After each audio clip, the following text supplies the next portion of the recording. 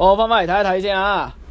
猴年歲月啦，咁啊跑開短啦，350米啊，好新啊，3歲9啊，唔係跑咗好耐嘅啫，不過跑親入 Q 嘅。發大喜事長嘅500米都跑開，咁啊唔算話咩路程專家。天真歲月啦，呢隻突然咁樣報上呢一班啊，呢場始終得一班賽，未必跑贏啦。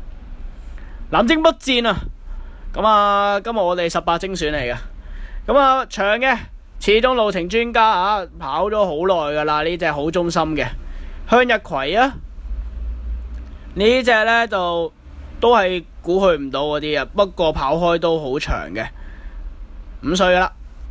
赤煲呢啲馬真係摸佢唔清啊，話贏就贏，話輸就輸，都值得一搏嘅。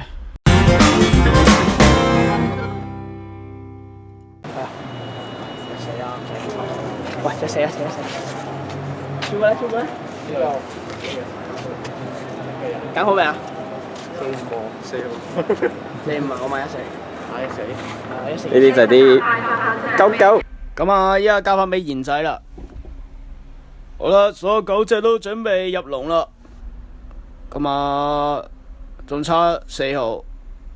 好啦，所有9隻已經準備入晒籠啦。咁啊，隨時準備起步啊！350米賽事，隨時準備起步。點頭一行，好。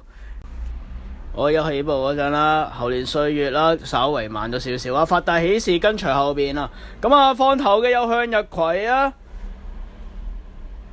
赤兔啊、南征北戰同埋天真歲月呢，比較跟得後少少啦。好啦，轉彎準備入到直路啦，赤步、向日葵、猴年歲月，好要影相啦！猴年歲月同埋發大喜事要影相啦，赤步、向日葵啊！咁啊，赤步輕輕鬆鬆贏呢一場啊！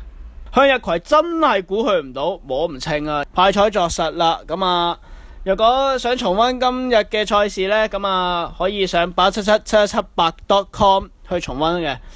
喺度多謝翻賢仔幫手講呢場賽事。好，咁啊後會有期啦，拜拜。